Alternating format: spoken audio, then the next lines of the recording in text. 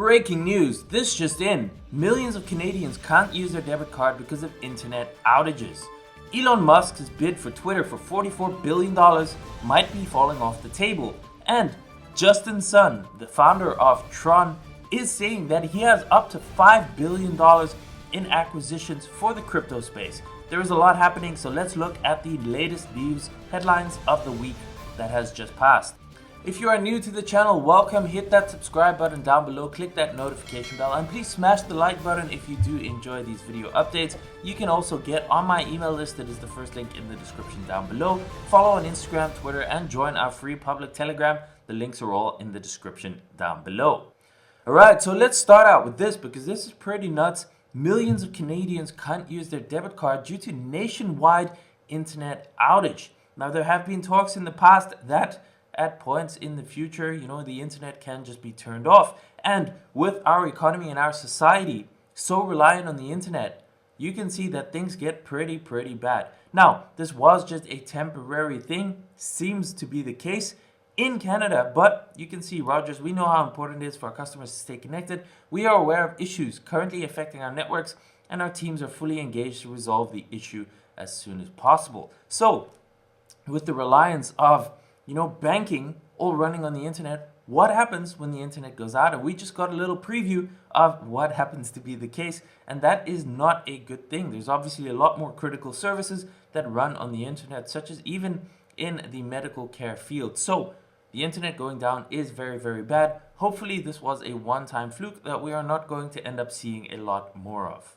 Now, several weeks ago, Elon Musk announced that he was going to buy Twitter for a pretty large amount. There were actually a lot of people who seem to have chipped in as well for that potential deal. But there seems to be backpedaling now where that deal might actually not go through.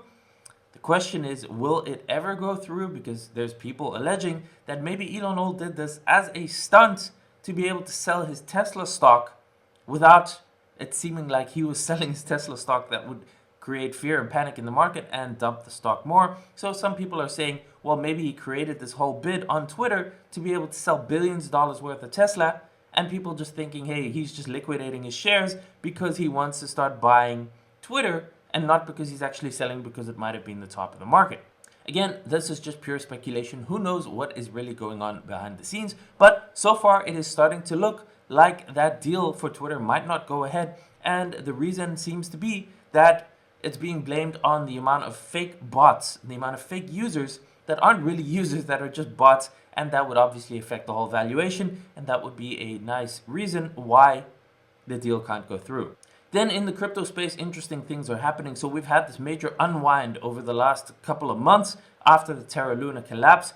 And now we're starting to see CZ from Binance, Sam Bankman-Fried from FTX, and now also Justin Sun saying they literally have billions of dollars available for acquisitions and maybe to help save the market from further downside. So that is going to be interesting to see, especially Justin Sun says he's ready to spend $5 billion in acquisitions as crypto firms struggle. Now, we still have news coming out more and more of the actual details of what happened with 3 Arrows Capital, the hedge fund that is now insolvent, that has filed for bankruptcy, and we are starting to see the ripple effect of who was all affected by this. And the Voyager exchange has also filed for bankruptcy, likely as a result from having so much exposure to 3AC, where their funds are now gone. They literally had hundreds of millions. You can see over here, $670 million. Likely it could be even more than that. They lent that to 3AC, and that money seems to be gone. So 3 Arrows Capital, crypto-focused hedge fund, has to meet a deadline on Monday to repay more than $670 million. This was obviously a bit of an older article, but just to give you an idea of the exposure over here that Voyager Digital had to 3AC. Now, the problem is Voyager Digital Holdings has actually filed for Chapter 11 bankruptcy protection in the Southern District of New York. This was on July 6th. Then you can see over here, they actually published this PR, so this press release. Voyager Digital commences financial restructuring process.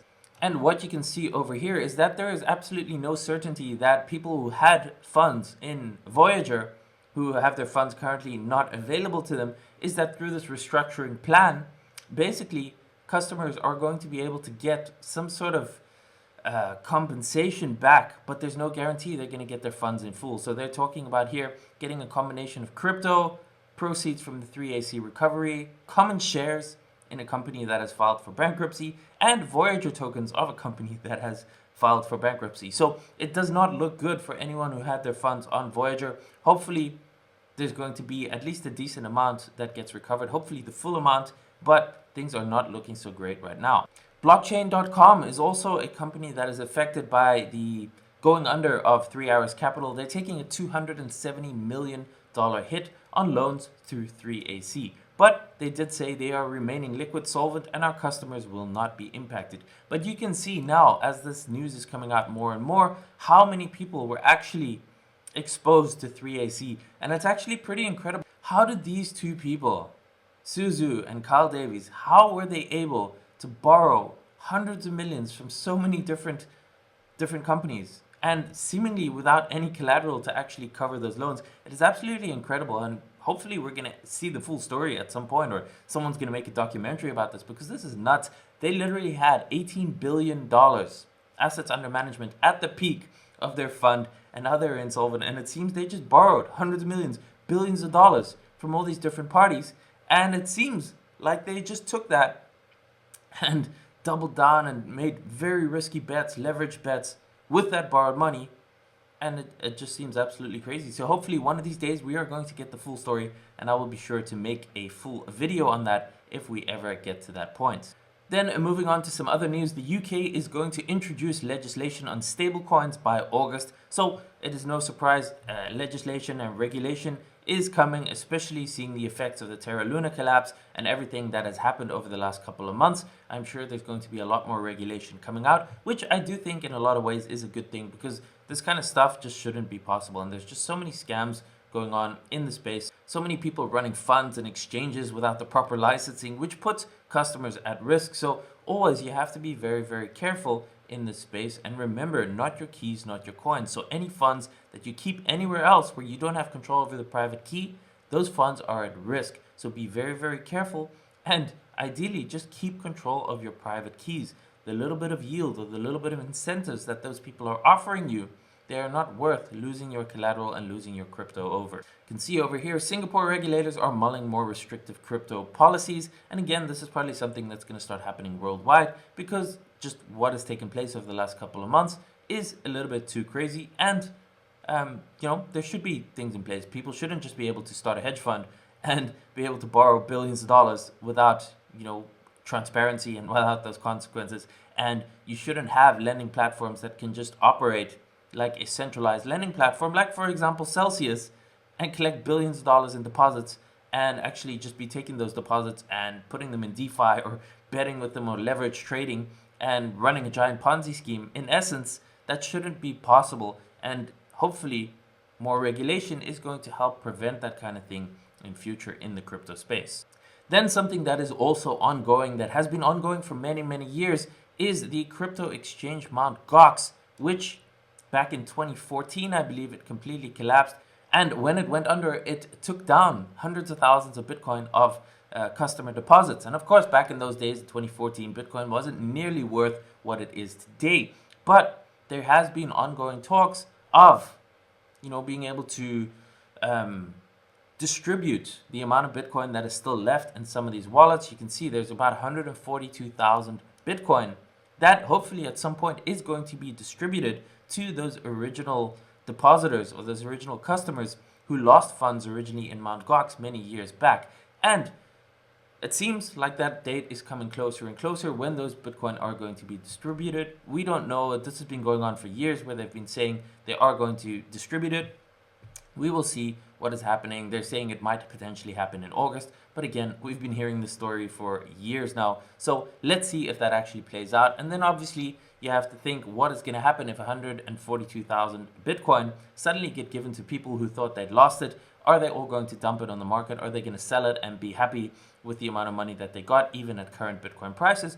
Or have they really seen that the best option is really to hold it? They never had it in the first place, so now they got it. They might as well continue to hold it and hopefully wait for the next bull run. So we don't know what the effects are going to be if those Bitcoin get distributed and a lot of people get Bitcoin. Maybe some people will sell, maybe some people will hold. let's wait and see what happens if they actually get distributed in the first place. And then finally, a little bit of good news still also is that the exchange KuCoin has reported 9.75 million new registered users so far in 2022, a 290% increase from the first half of 2021. So even in this bearish period, there is still growth in activity.